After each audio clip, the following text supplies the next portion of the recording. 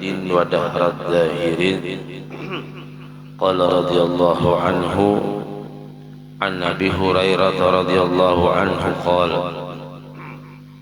قال رسول الله صلى الله عليه وسلم ما نقصت صدقة من مال وما زاد الله عبدا بعفو إلا عزا وما تواضع أحد لله إلا رفعه الله.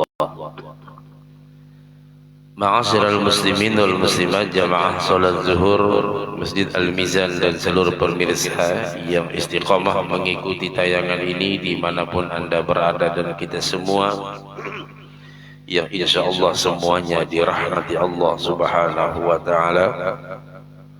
Bersyukur kepada Allah dengan sama-sama kita mengucapkan kalimat tahmid alhamdulillah dan bersalawat kepada baginda sallallahu alaihi wasallam. Dengan sama-sama kita mengucapkan Allahumma salli ala sayyidina Muhammad wa ala ali sayyidina Muhammad. Pada taklim yang telah lalu kita membahas tentang sifat tawadhu. Karena Rasulullah sallallahu alaihi wasallam bersabda, "Man naqasat shadaqatun min malin", tidak ada itu harta berkurang karena lantaran bersedekah, tetapi malah bertambah, dan tidak ada sebuah kemaafan kecuali Allah angkat kemuliaannya, dan tidak ada yang tawadhu salah satu di antara kalian kecuali Allah yang mengangkat derajatnya. Dikisahkan bahwa ketika Imam Malik Ibnu Anas beliau sedang memberikan pelajaran di Masjid Nabi sallallahu alaihi wasallam. Artinya Imam Malik memberikan taklim kayak begini.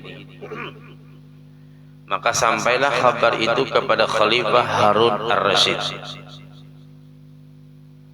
Maka ia mengutus utusan untuk mendatangi Imam Malik dan berkata kepadanya, "Kami sedang singgah di sudut kota Madinah." Jadi rupanya Sultan Harun Ar-Rasyid ini posisi pada waktu itu berada di sekitar Madinah. Dan mendengar Imam Malik ini kalau pengajian penuh masjid Madinah, ribuan mungkin kala itu. Lalu raja ini ngomong pada Imam Malik, "Kami di daerah ini, dan katakan kepada dia, kemarilah dan datanglah ke istana kami untuk membacakan kitab engkau yang kamu ajarkan sekarang." Jadi ujar Raja Sultan Harun Ar-Rasyid, bilangin Imam Malik pada ini supaya ke rumah dan bawa kitab dan ajari kami. Maksudnya Sultan Harun Ar-Rasyid pengen mengadakan majlis di rumah, artinya di istananya. Lalu Imam Malik berkata, "Al-ilmu yu'ta wa la ya'ti." Ilmu itu didatangi, bukan mendatangi. Jadi kalau kita belajar, datangi rumah guru. Nyamannya di Alpian, guru nang datang. Ada paparakan batang jam di atas sepeda motor. Kalau bermobil 1 jam lebih, men Alpian ke harapan ke rumahku. Ya, al-ilmu yu'ta wa la ya'ti. Ilmu itu didatangi, bukan mendatangi. Kemudian Imam Malik berkata kepada utusan khalifah itu, "Jika Tuan Khalifah datang untuk belajar kepadaku, ayo sini, datang aja. Dan jangan terlambat. Kalau terlambat, aku tidak mengizinkan untuk melangkahi bahu-bahu orang atau pengen, karena dia raja pengen duduk di depan. Seperti Ustadz Ali duduk di depan. Tidak ada yang berani." Ya, jangan sampai. Jadi nanti bilangin rajamu, kalau sudah terlambat di mana saja duduk dia. Jangan sampai mengganggu concern orang belajar. Karena kadang-kadang kan bapak pejabat ini kan nggak tahu urusan dia. Orang lagi ceramah masuk aja ke depan. Tidak tahu pejabat apa, saya tidak paham.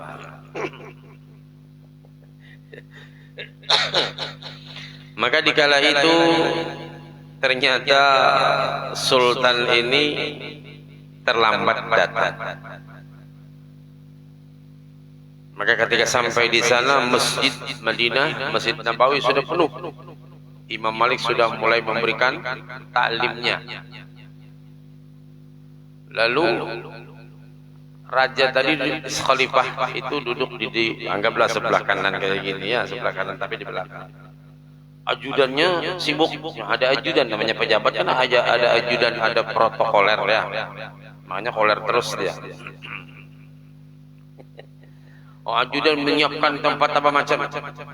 Maksudnya di tempat dijaga, dikawal, terus disiapkan kursi. Imam Malik tidak mau menoleh lagi ke Sultan itu. Tidak mau menoleh. Beliau melihat yang lain-lain saja ketika taklim. Sekali-sekali pun menoleh. Rupanya rajanya ini paham. Khalifah itu ya raja kalau sekarang ya. Sultan ini paham. Khalifah itu kalau kita sekarang presiden. Paham. Wah ini guru ini kedahapun melihat aku. Ketika itu Imam Malik sebenarnya membahas tentang bab sholat, dirubah beliau tentang bab tawadhu. Lalu Imam Malik berkata, ada sebuah hadis Nabi sallallahu alaihi wasallam, "Man tawadha Allah rafa'ahu wa man takabbara wada'ahu Allah."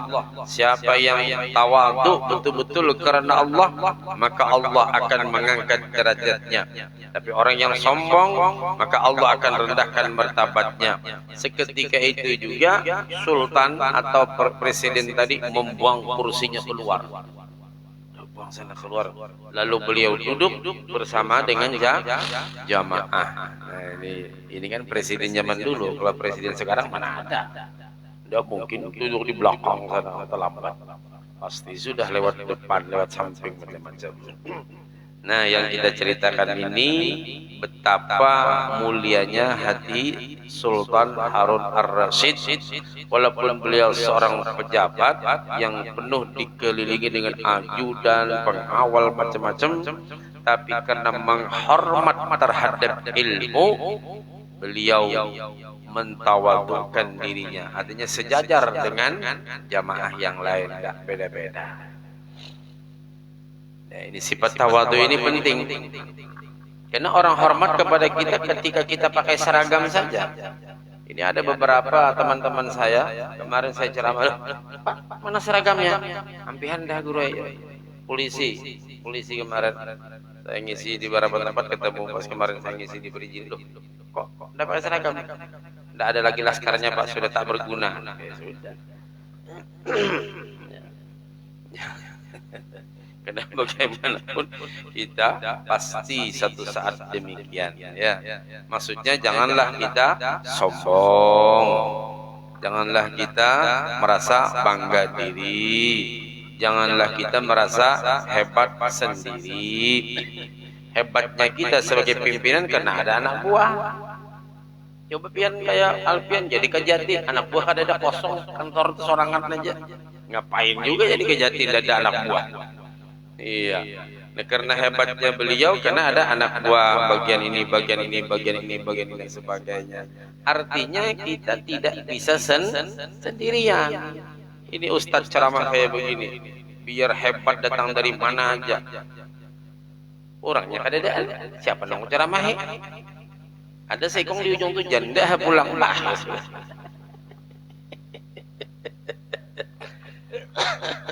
biar nang singa podium amun nang diceramahi kadada apa aja orang tegaknya si Dani Ustadz ini senewan nih apa tuh ceramah orangnya nggak ada.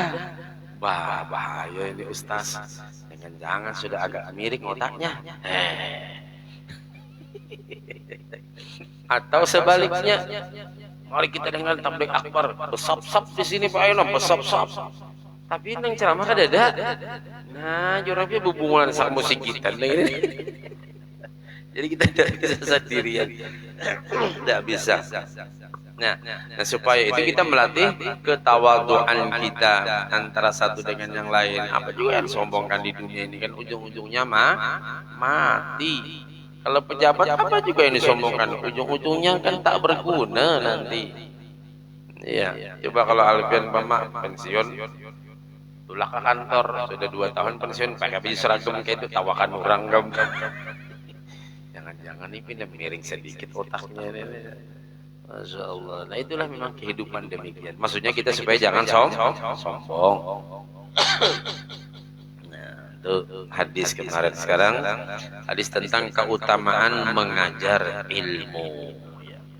An Ibni Abbas radhiyallahu anhuma qala sami'tu Rasulullah sallallahu alaihi wasallam yaqul khairun nas wa khairu man yamshi 'ala al-ard al-muallimun fa innahum kullama khalaqud din jaddaduhu u'tuhum wa la tastajirun fa innal muallima idza qala sabiyyi qul bismillahirrahmanirrahim faqala laha kataballahu bara'atan lis-sabiyyi wa bara'atan lil muallimi wa bara'atan li abawayhi minan nar. Nah, ini keuntungan orang yang mengajarkan ilmu walaupun cuma 1 huruf alif saja, apalagi banyak ya. Dari Abdullah bin Abbas atau sering disingkat Ibnu Abbas. Ujar Abdullah bin Abbas, aku mendengar Rasulullah sallallahu alaihi wasallam bersabda, sebaik-baik manusia dan sebaik-baik orang yang berjalan di muka bumi yaitu orang yang mengajar. Sebaik-baik manusia dan orang yang berjalan ke sana kemari, dakwah ke sana kemari, memberikan ilmu ke ujung, ke ngulon, ngetan, macam-macam ke sana kemari. Itu paling bagus perjalanan seseorang itu adalah dia mengajar. Entah ustaz, entah dosen, entah guru SD, TK, macam-macam, guru ngaji, macam-macam. Paling afdal sudah perjalanan itu adalah mengajar, dan orang yang paling mulia adalah orang yang mengajar. Karena mereka manakala rusak agama maka mereka akan memperbaharuinya. Ketika orang itu tidak paham tentang agama, lalu diberikan pencerahan, oh salah itu ustaz, salah itu Pak Haji, yang betul begini, diberikan pencerahan, diajarkan ilmunya. Ada yang kalian bisa mengaji, ya belajar. Jangan sampai kita merasa malu, mumpung di sini ada ustaz. Ya, nanti kalau seandainya sudah kita pindah kerja, ya kalau di situ juga ada ustaz, belajar ngaji. Biar alif bata tidak apa-apa. Ustaz Ali sama Ustaz Bahid ini siap. Kecuali Ustaz Kamal enggak. Tapi kalau apa berabai siap sini memerangi ya. Nah, artinya kita jangan merasa malu untuk belajar. Dan kita yang diberikan amanah ilmu walaupun sedikit untuk mengajar, itu pekerjaan yang paling mulia. Jadi makanya saya sering memberikan semangat kepada anak-anak, mau tamat tarbiyah kah, apakah, ngajar aja, mau ngajar TK kah, mau ngajar PAUD, kan enggak apa-apa, yang penting ngajar. Jangan sampai bahwa saya kan sarjana tarbiyah jurusan PAI, malu ngajar TK. Wah, itu namanya orang yang menjaga gengsi gini, akhirnya nggak berkembang ilmunya.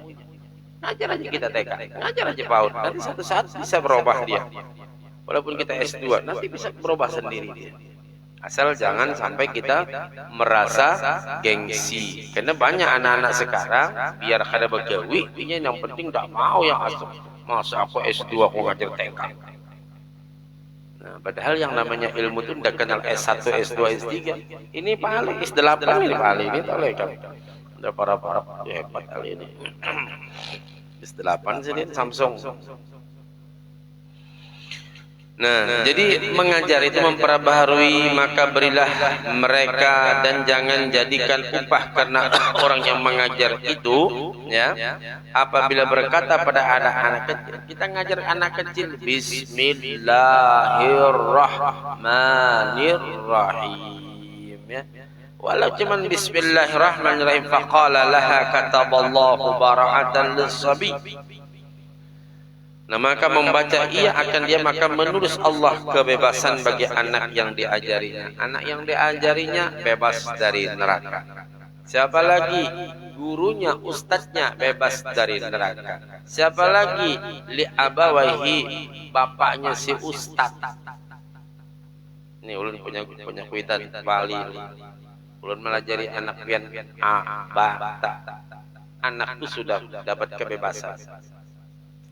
Guru dapat kebebasan. Kuitannya dapat kebebasan. Riwayat yang lain mengatakan abahnya si anak pun dapat kebebasan. Saking mulianya belajar dan mengajar itu. Nah, dikisahkan di zaman Nabi Isa. Nabi Isa suatu saat melewati di satu kubur. Ya. Jadi kita jangan merasa malu. Aku supaya sudah tua, masa belajar alifan. Ya enggak apa-apa kalau memang kita tidak bisa. Walaupun kita doktor, tapi tidak bisa ngaji, ngapain juga hidup.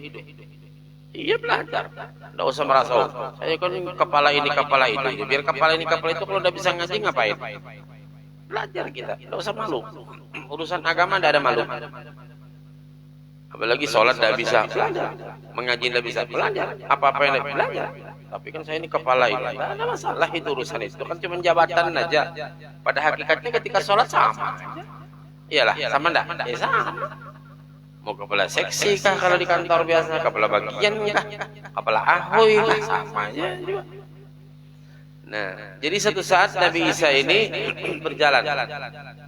Ketika itu beliau melihat ya dengan pandangan batin bahwa di kubur ini, dia melewati kuburan, ada seorang bapak orang tua yang disiksa sedemikian rupa.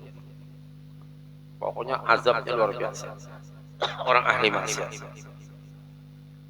Akhirnya beberapa saat kemudian, ya anggaplah mungkin beberapa bulan, Nabi Isa lewat lagi di kubur itu.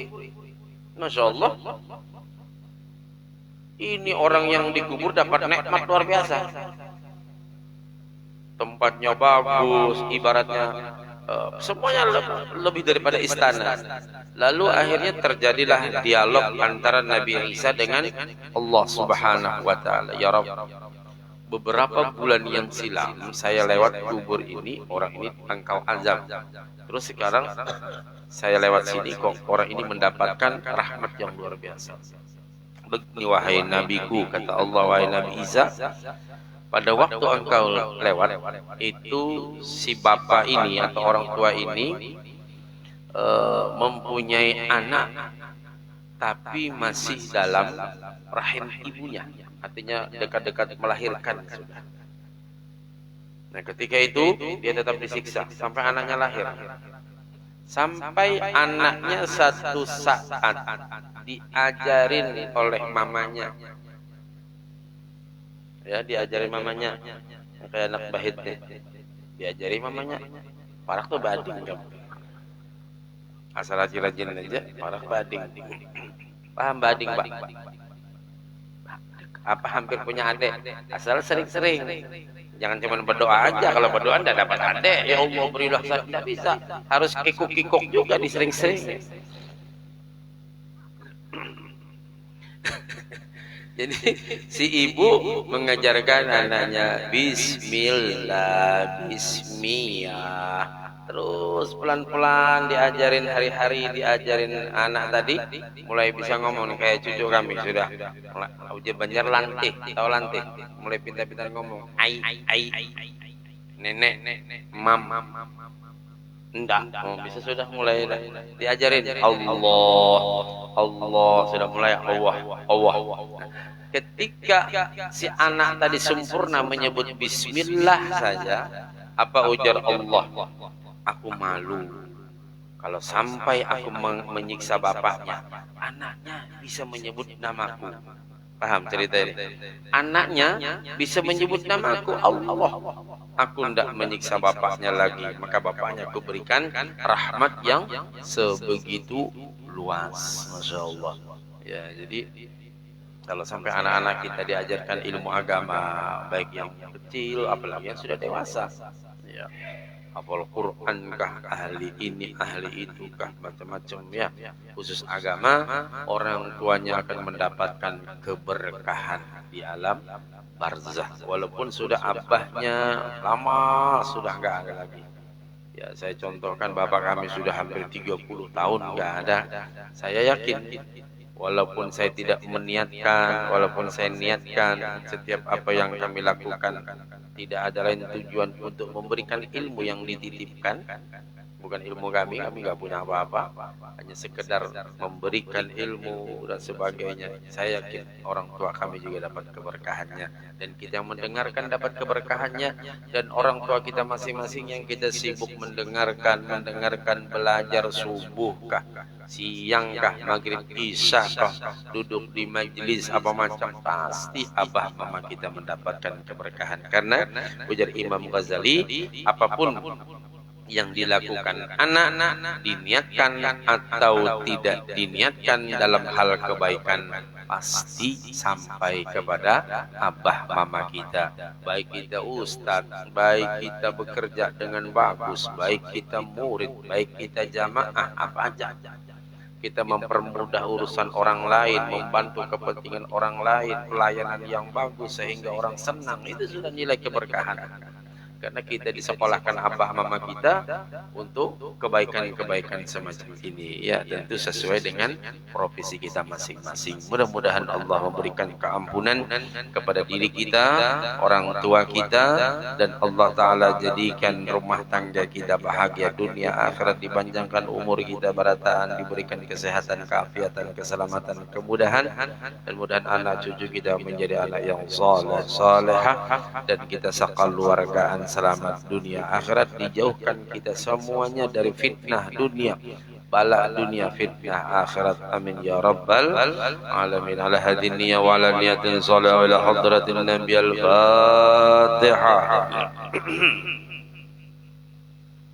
Iyyaka na'budu wa iyyaka nasta'in shiratal mustaqim. Amin ya Allah ya rabbal alamin. Bismillahirrahmanirrahim. واعف عنا يا كريم، واعف عنا يا رحمن يا ارحم الراحمين. اللهم انفعنا بما علمتنا، اللهم انفعنا بما علمتنا وعلمنا ما ينفعنا. رب فقهنا في الدين وعلمنا رشدا، رب زدنا علما نافعا وارزقنا فهما. اللهم ارنا الحق حقا وارزقنا اتباعه، وارنا الباطل باطلا وارزقنا اجتنابه. ربنا افتح بيننا وبين قومنا بالحق وانت خير الفاتحين. ربنا آتنا في الدنيا حسنه وفي الاخره حسنه وقنا عذاب النار. سبحانك اللهم وبحمدك نشهد ان لا اله الا انت نستغفرك ونتوب اليك. وصلى الله على سيدنا محمد وعلى اله وصحبه وبارك وسلم. الحمد لله رب العالمين. تقبل الله منكم. Mohon maaf. Assalamualaikum warahmatullahi wabarakatuh.